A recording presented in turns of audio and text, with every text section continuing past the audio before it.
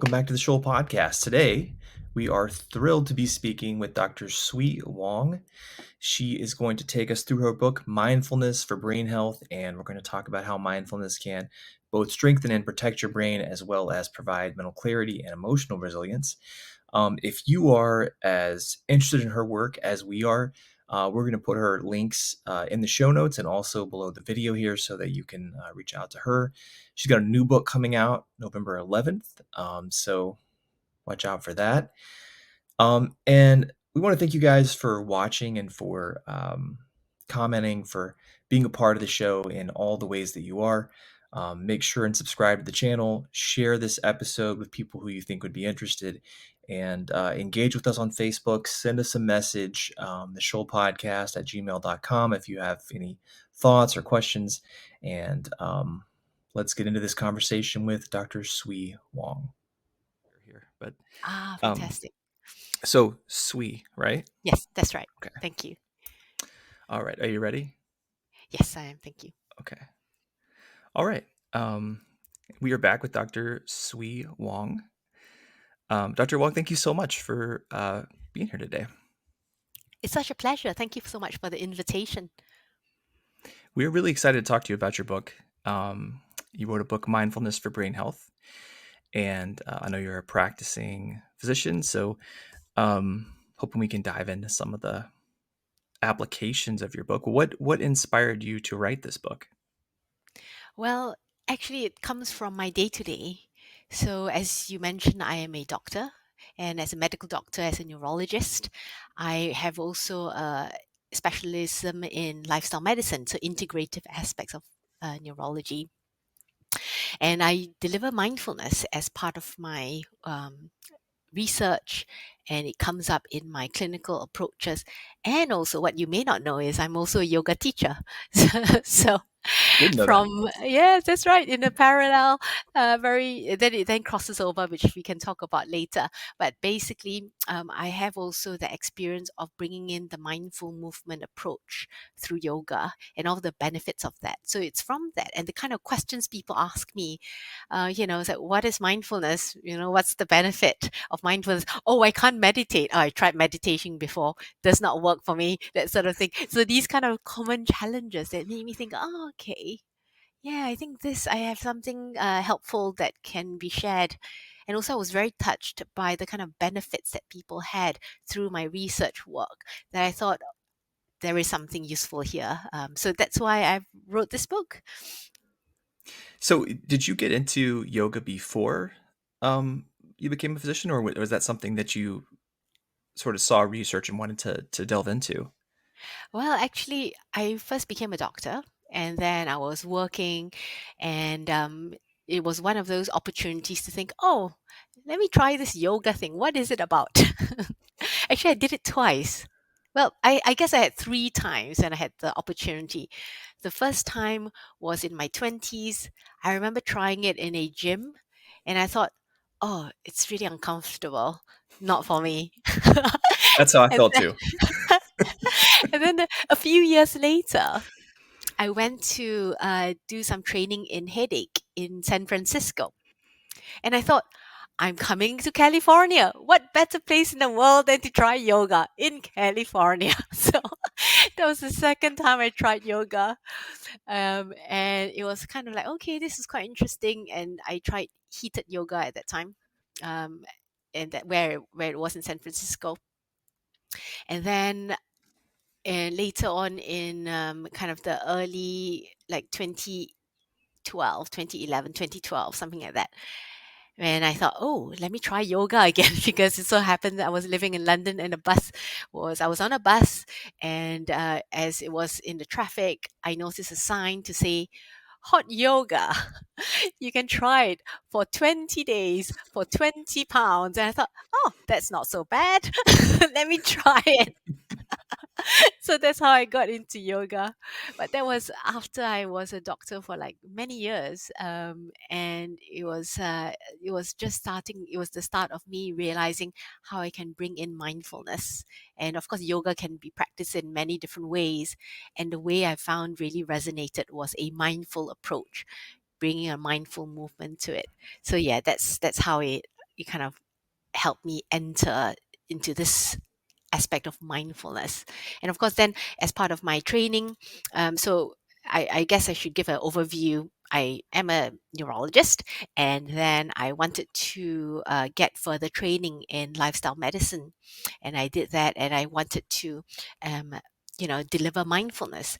And that's when I thought, oh, I better get extra training. And that's how it came about. So I then did extra training after being a yoga teacher, because I thought I can't really talk about mindfulness and say that my qualifications is as a yoga teacher, which I guess it can work for certain circles, but in the hospitals where I'm working, I felt I just needed something a bit more, which is why I then did further mindfulness teacher training and then research into it.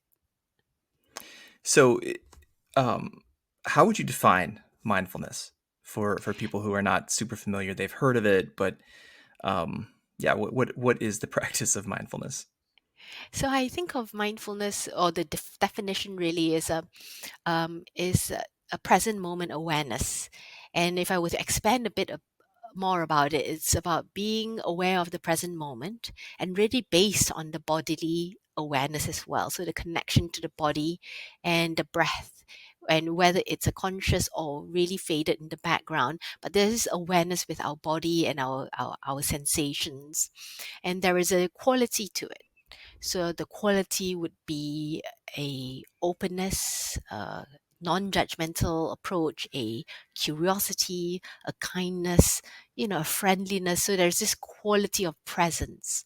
So another way I like to think about it, it's about being in the moment in a way that you are just there observing what is happening, and what is your response, and what is your emotion, or what is happening at that moment with all the various situations, rather than say be living in our heads. So there is this concept of we are either living in the future or living in the past, where we are worrying about what could happen, or we are ruminating about what happened. So it's about actually being in the present.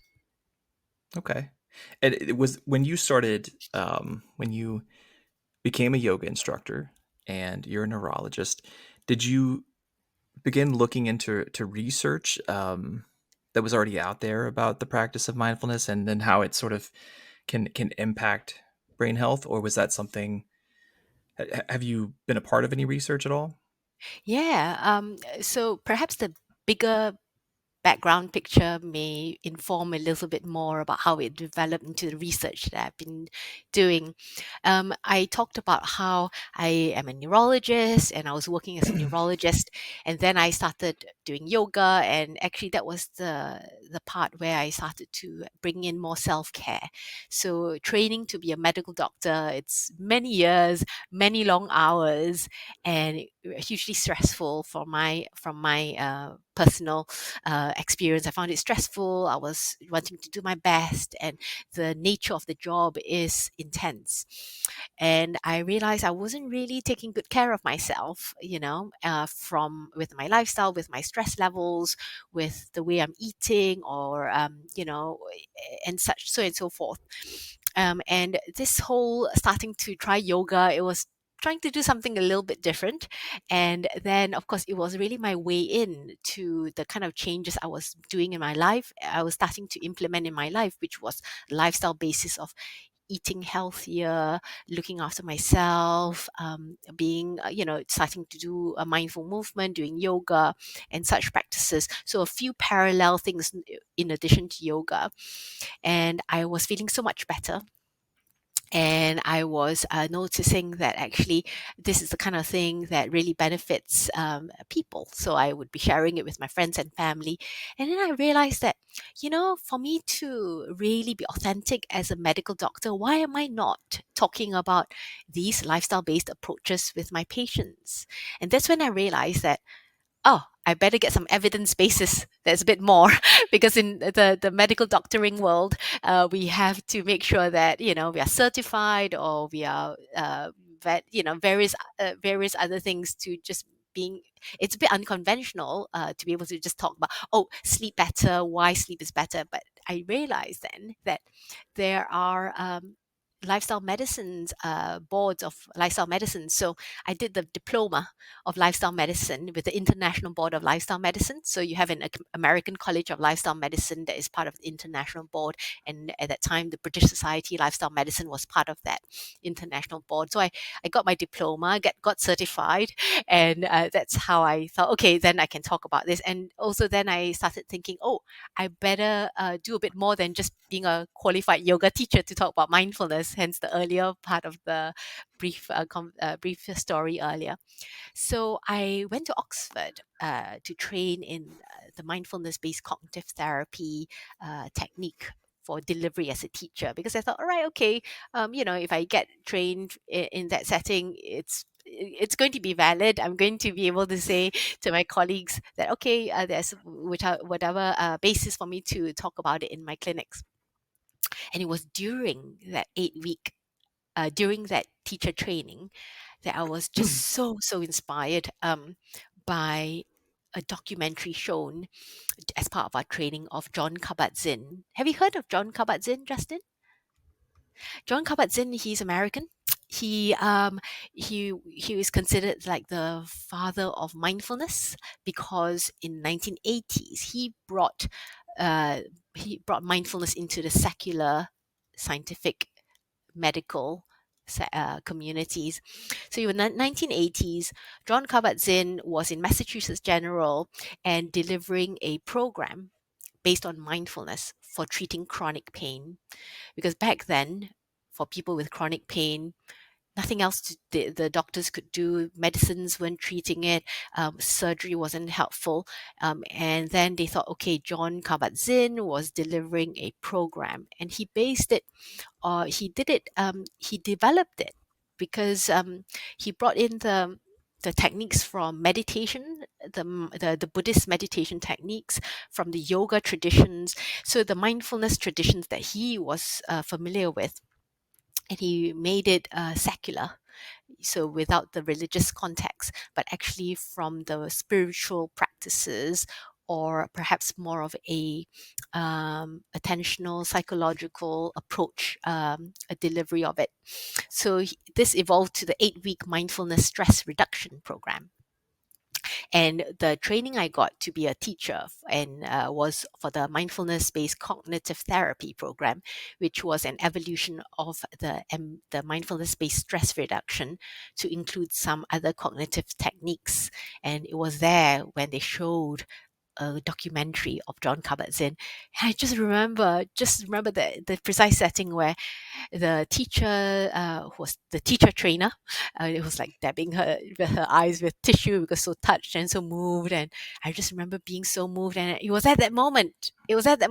I thought, I have to do research in my field to be able to show the evidence for my colleagues, to be able to convince them that benefit. So that was the genesis of wanting to do research, because I thought, okay, that could help create a change.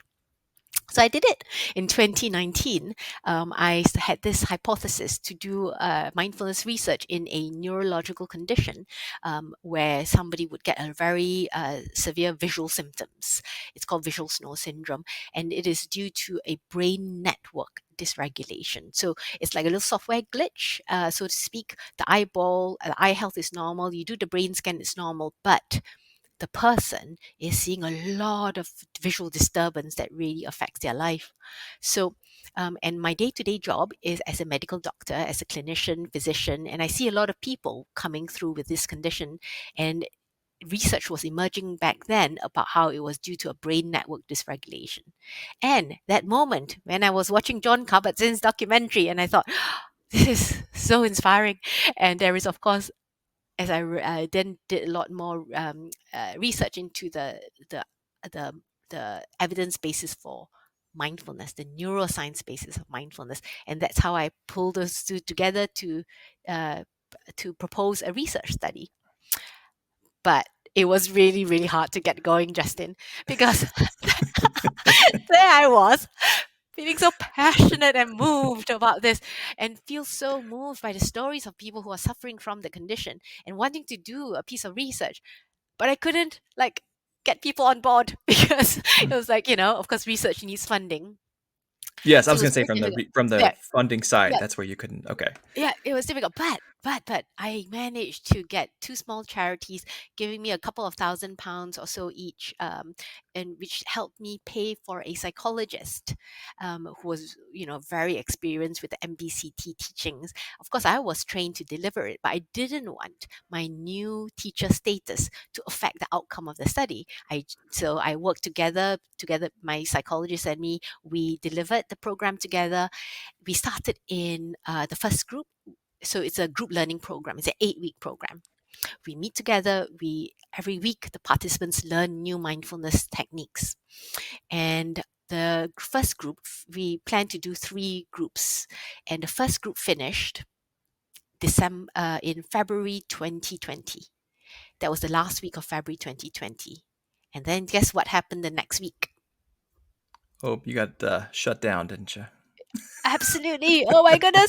After getting the two charities to have faith in me to give me a 2,000 in one charity, 5,000 another charity, to be able to pay the psychologist and coffee and tea. That was what it was going to pay. I was doing everything else. I was doing all the admin work that usually I have people help me, but it was so important.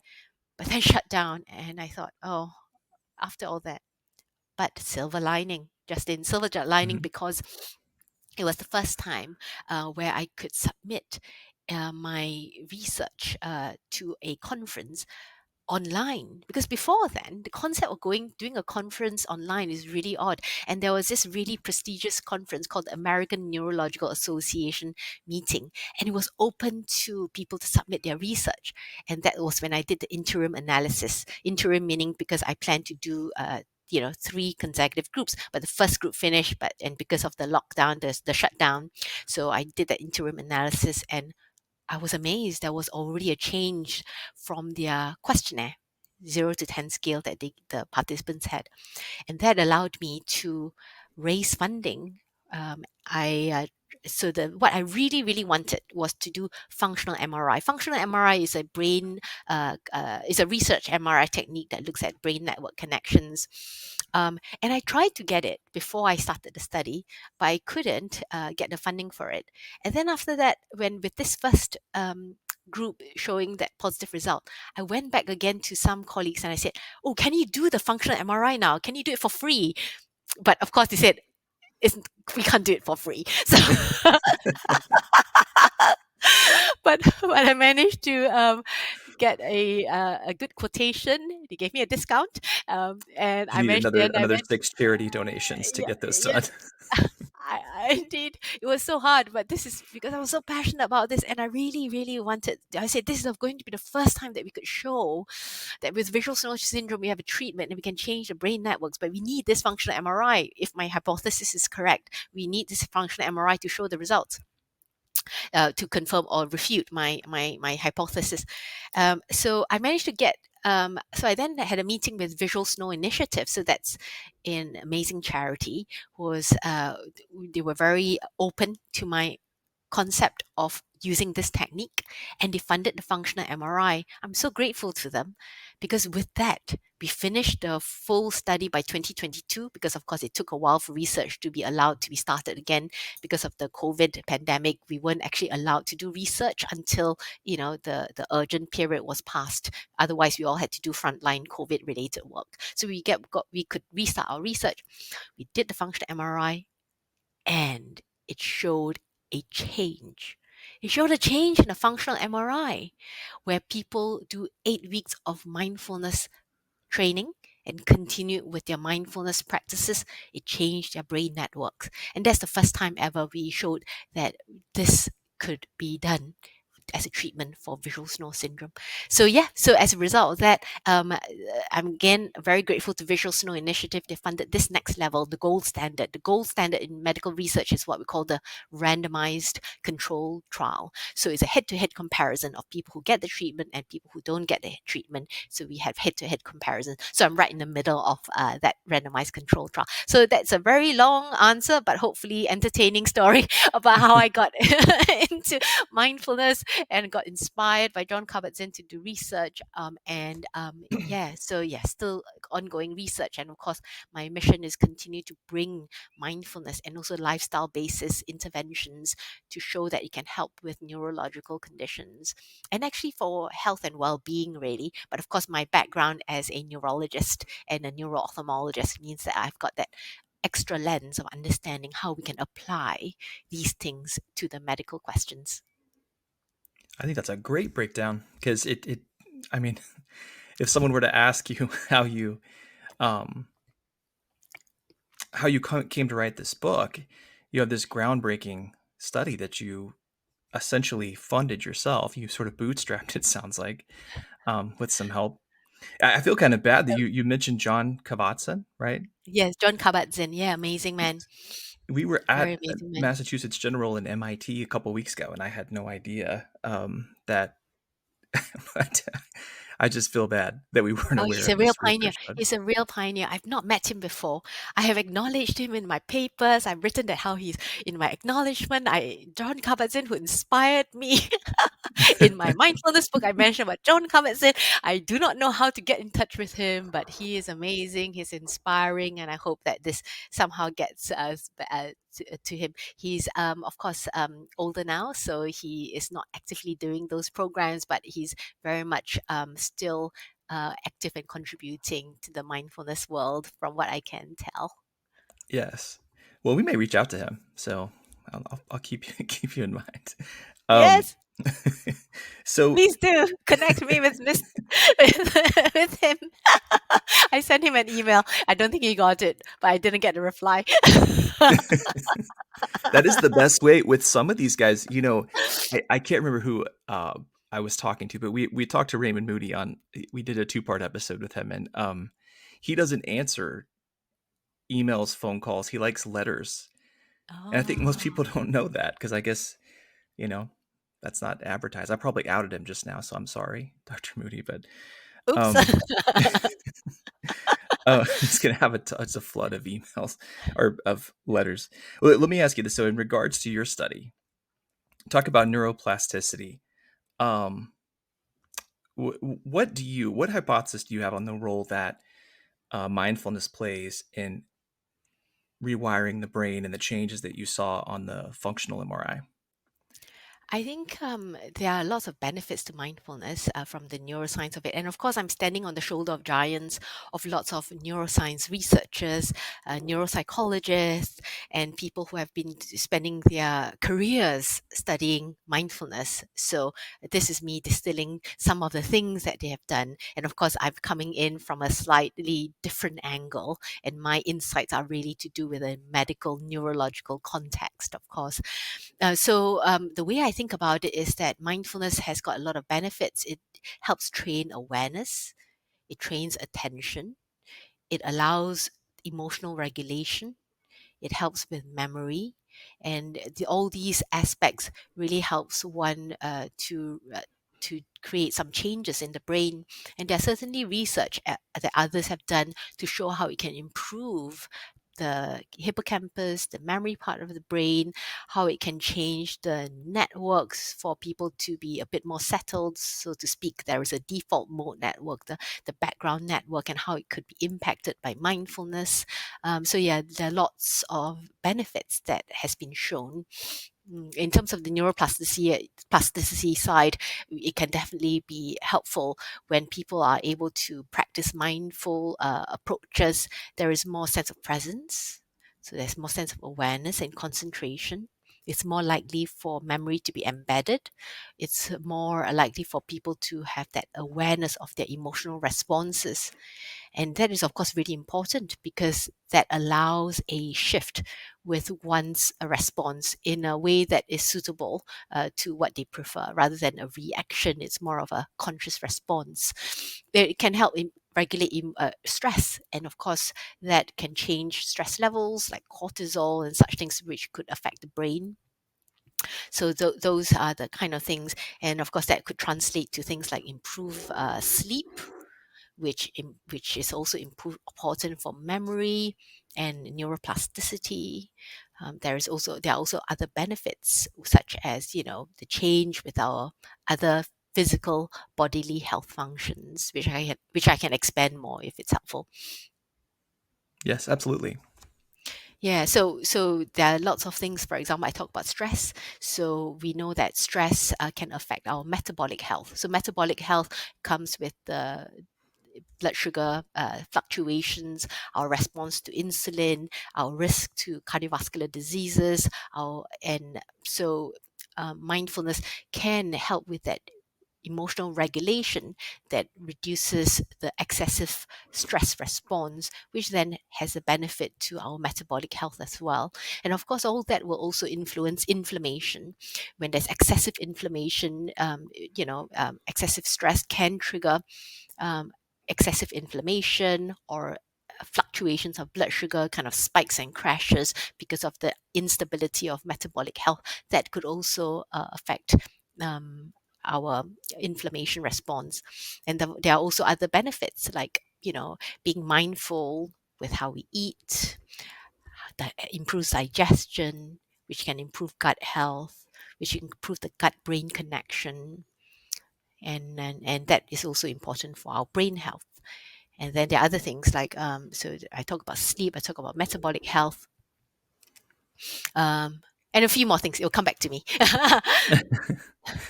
Well, so you believe that mindfulness can have an impact on things like anxiety, depression, trauma. It, I know this might be a difficult question, but what do you think is the mechanism for that? Like, how does mindfulness create relief for these medical issues? I think it's summed up really nicely by a quotation from Dr. Viktor Frankl I really love, which really sums up why I find mindfulness to be really useful. Can I read out that quotation? Because I always Yeah. paraphrase it a little bit suboptimally. So this is in my book, page 65, to quote Dr. Frankl. It says that between stimulus and response, there is a space. In that space is our power to choose our response. And in our response lies our growth and our freedom. And that's, for me, sums it up, because when we are able to apply the mindfulness approach, we really get that window of choice. We get this moment of spaciousness to choose. And that helps with, uh, making a choice with, thought patterns, responses.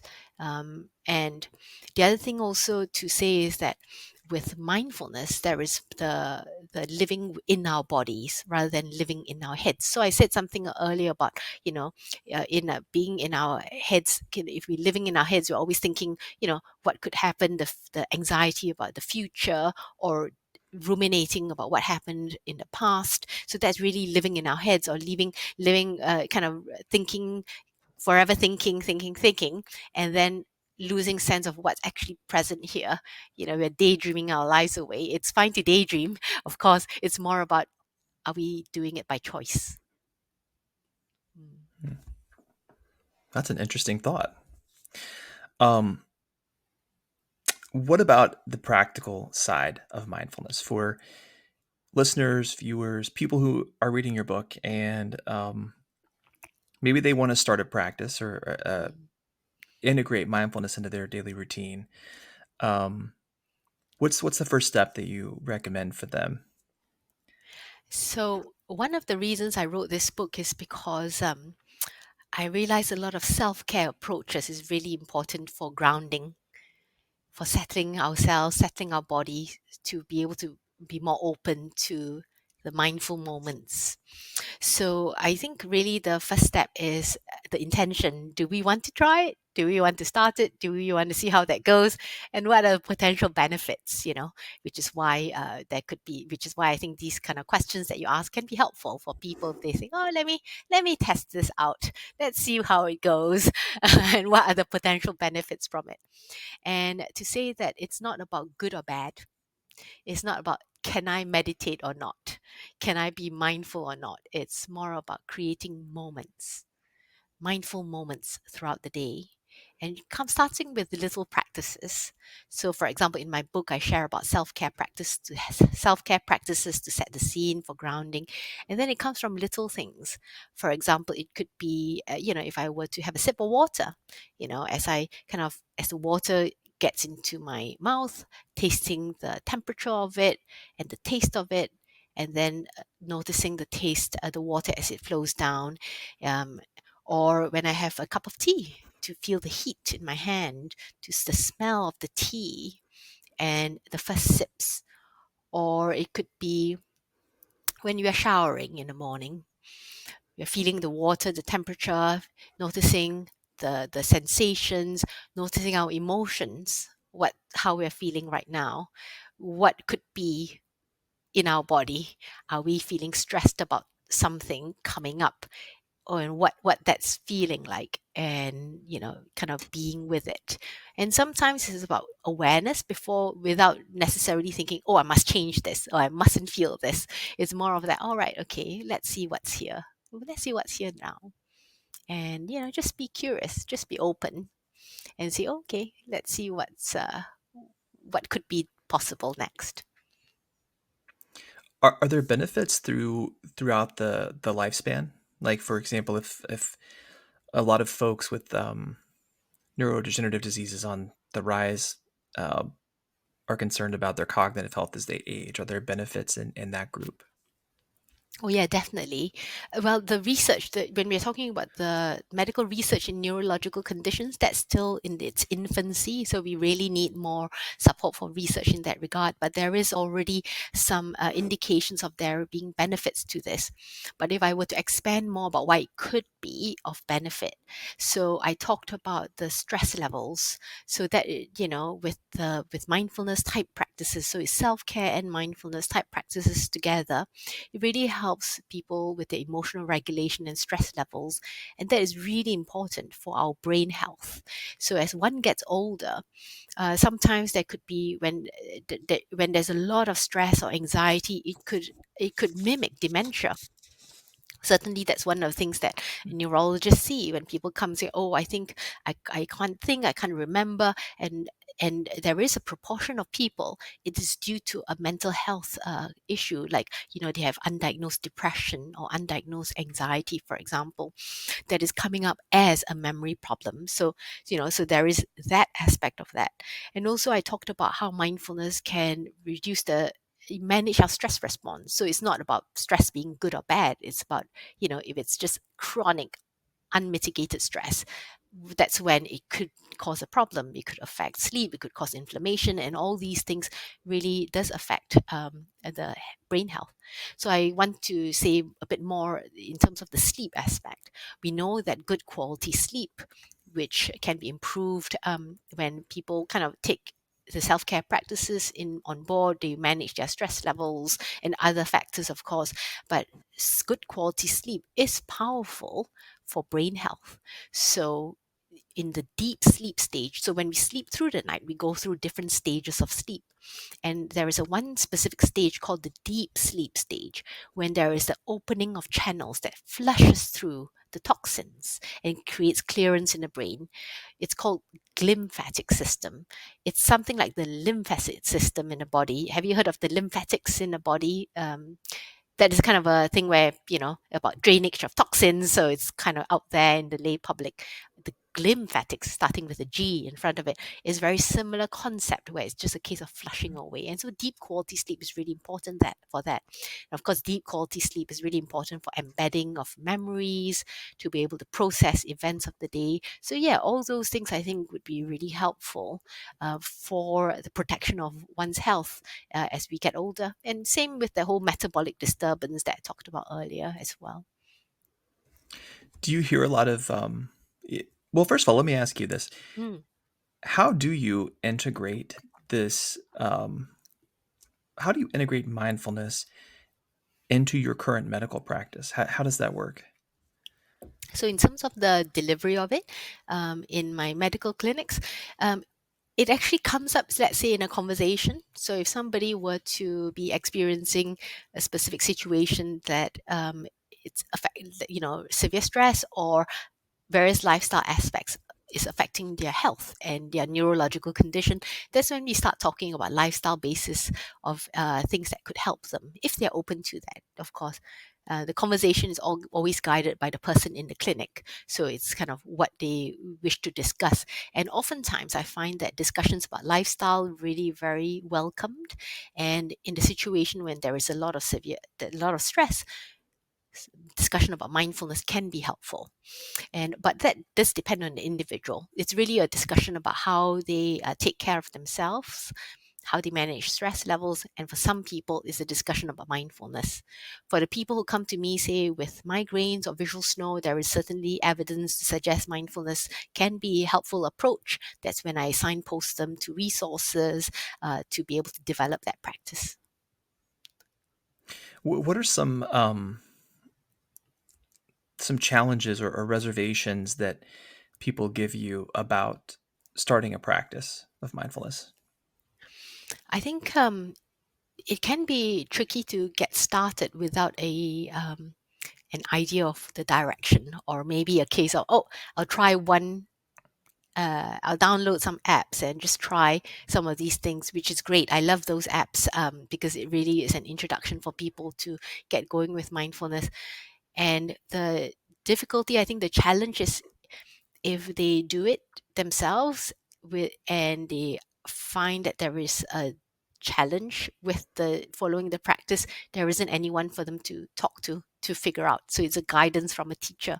So I think if somebody is facing that situation, finding a mindfulness teacher who can guide them through would be great.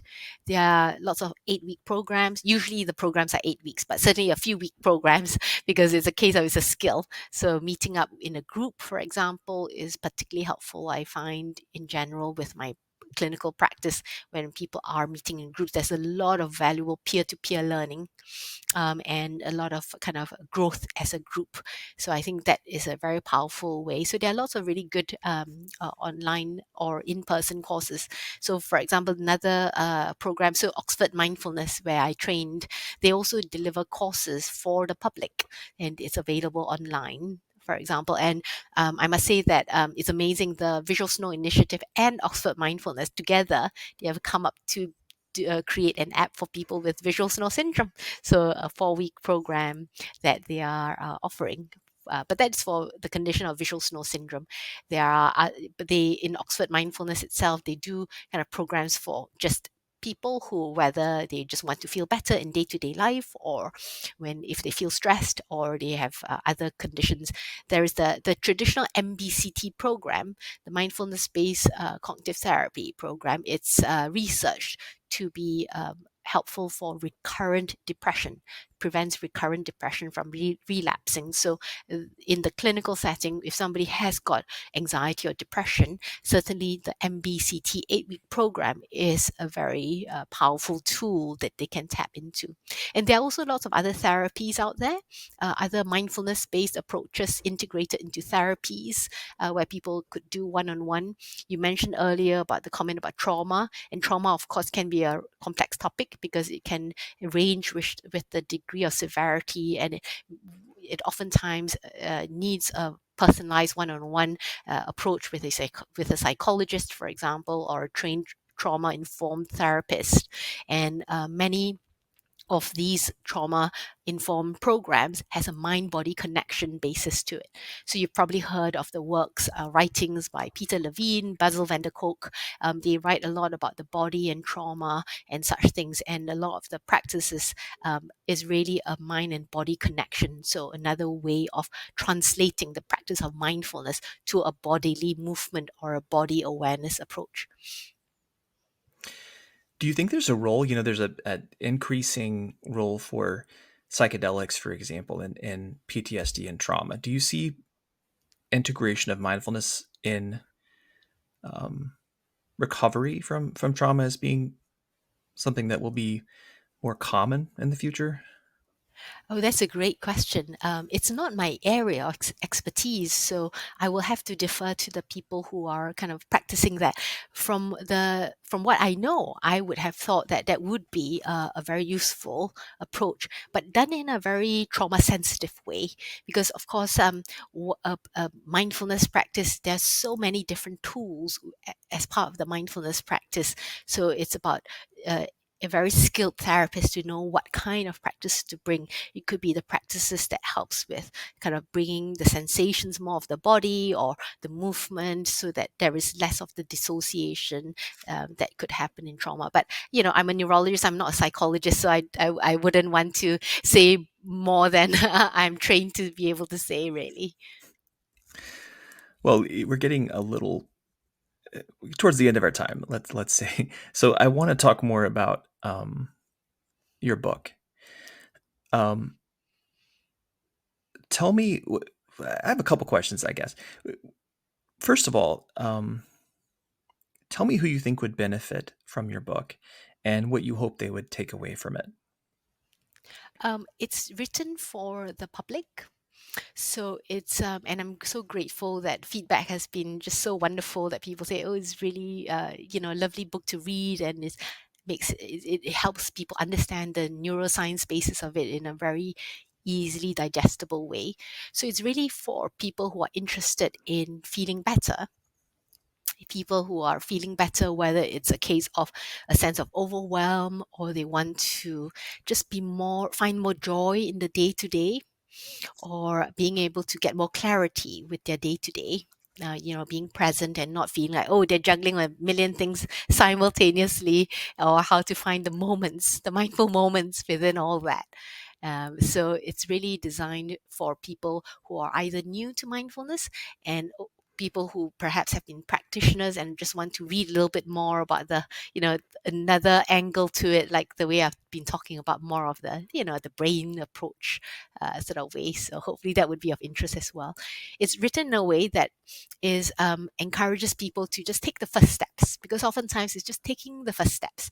So in this book, I have 14 chapters, and in 12 of them, the first 12 of them, I have a list of things that's been suggested: self-care, mindful approach, as well as some audios. I've got some short audio recordings for people to just get an introduction to body scan practices, to breath focus practices.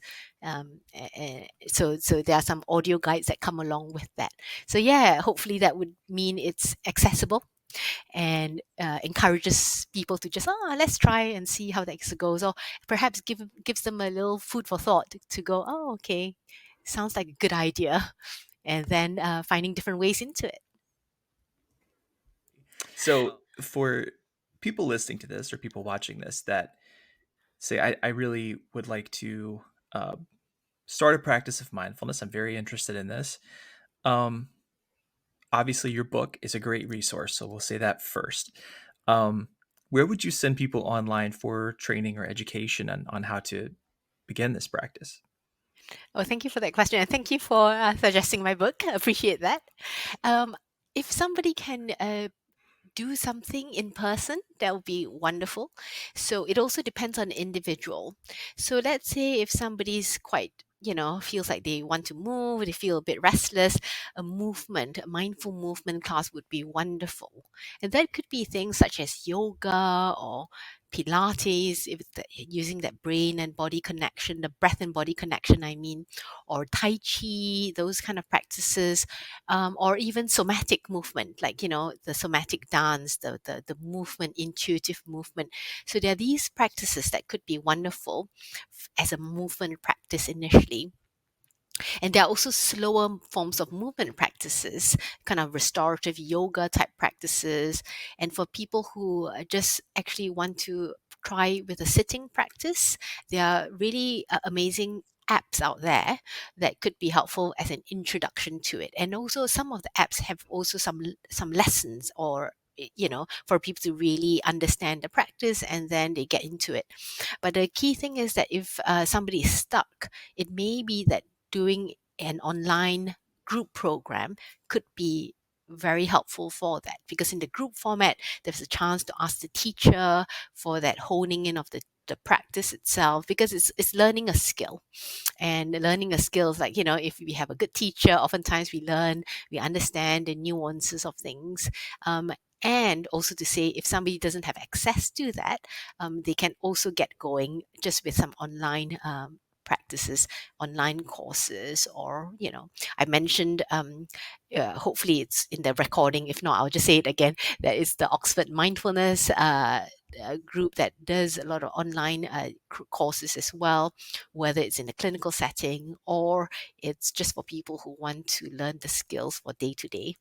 And also, other one-on-one therapeutic encounters that also includes mindfulness, mind body awareness type practices. And where can people learn more about you and your book? Like if somebody wanted to reach out to you, where would they go? They could find me from my website. I have a website, drsuiwongmd.com. That's drsuiwongmd.com. And hopefully they'll be inspired to join my mailing list. I have a Thursday tips, Justin, Thursday tips, where every Thursday I write a newsletter that's a 1 minute read, where I share 3 tips and leave the reader with one question. It's well received. People like it. Yeah, yeah. I It's need a to sign lifestyle up for based kind of thing. this Oh, mailing amazing. list. Amazing. And of course that there are access to my other books on there as well. I'm so excited that my next book, that's part of the Brain Health and Wellbeing series, is out in on the 11th of November. It's called Sweet Spot for Brain Health. It's about the metabolic health and our blood sugar and the brain energy levels, and how it affects our brain. So yeah, so finally that book's out. I've been working on it for a while. I keep rewriting parts of it. So it's finally out, 11th of November. And hopefully your listeners would find it of interest as well. Because actually the key thing about blood sugar, it also does affect mood and affects mental health and well-being. So there is that important aspect that I think can be helpful here. Wow. Well, congratulations on the book. Maybe we can have you back and talk about that book in I the would love next few to. months. Thank you. I would love to. Yes. Another time. Yes, for sure. Well, thank you so much for your time today. We really appreciate it. And congratulations again on how well received this book has been. Um, Thank you. yeah, and we really would love to have you back. Maybe we can talk about this a little further next year. Amazing. So great to connect, Justin. And I hope to hear from your readers, listeners as well. Thank you.